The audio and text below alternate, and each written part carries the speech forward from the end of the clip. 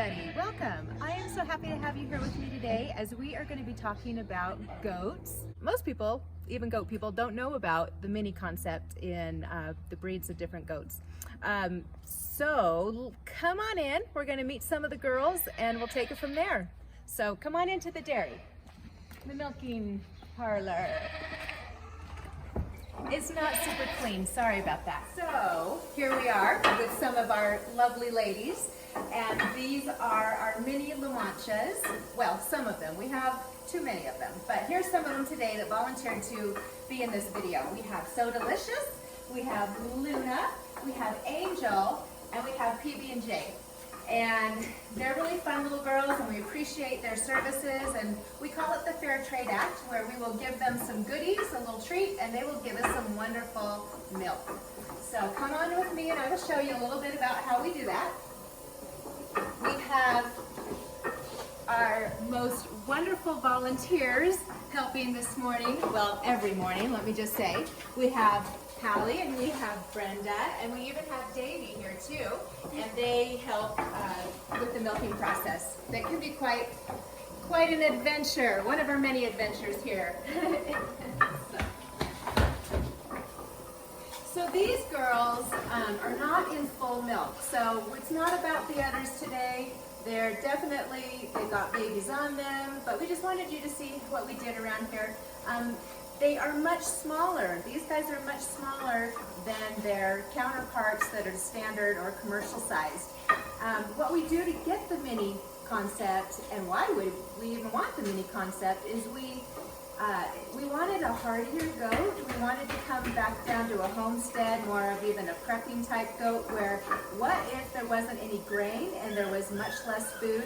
These guys can do a decent amount of milk without having to have a whole bunch of grain that would have to be mechanically harvested.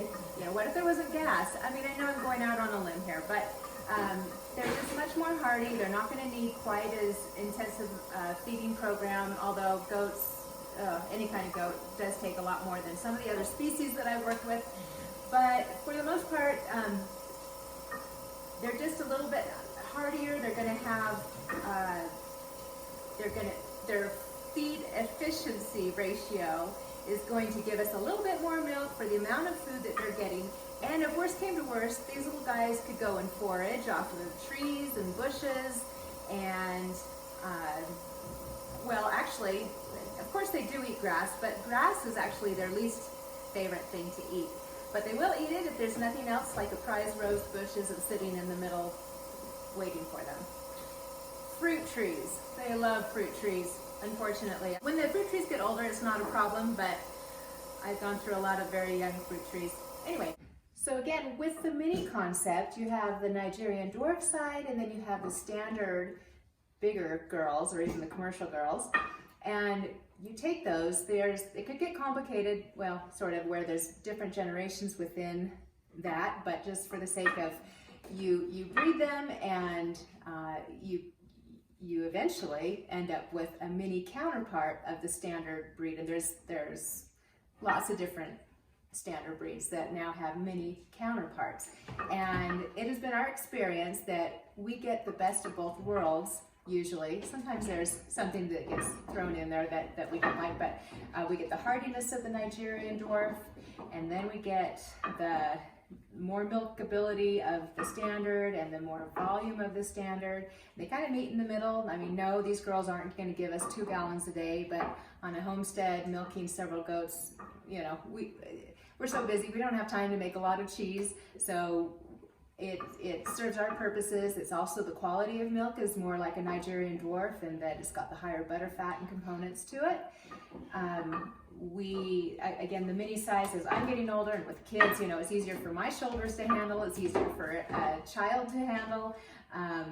In the Lamancha breed is known to be quieter and just a little more easygoing, and that appeals to me, and they usually get that. Every once in a while we'll get a little more Nige genetics in there, and they'll be a little louder and a little more high-strung, but for the most part we've had really good luck with crossing these, and we get F1s, 2s, 3s, all the way up to F6 and beyond. I like kind of in the middle. They tend to, anyway, genetically it's a little tricky because to find, different bloodlines, we have to go pretty wide and far. But these have worked out really, really well for us. They've been a lot of fun. They're cute. We didn't chop off their ears. It's a breed that just has little teeny tiny ears. It originated in Spain from the Lamancha breed. And so these are some of our girls. So again, these guys are not in milk. Some of them have been in milk for over 2 years, and we're just keeping them in milk so we don't have to rebreed them, because it's kind of tricky to have to sell so many babies every year. So we do work on our extended lactations, and we had one this year that just pitted, and she was in milk for, I believe, over 5 years.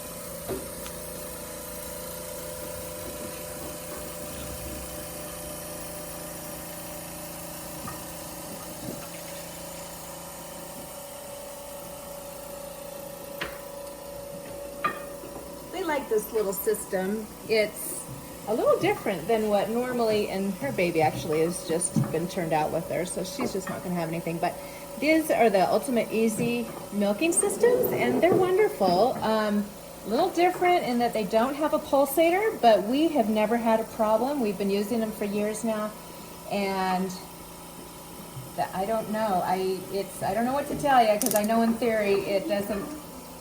It's just not conventional, but it does work for us really well. And we've been happy, and we've never had mastitis from it. I don't know, maybe we just have tough goats. Again, I don't. But it works really well.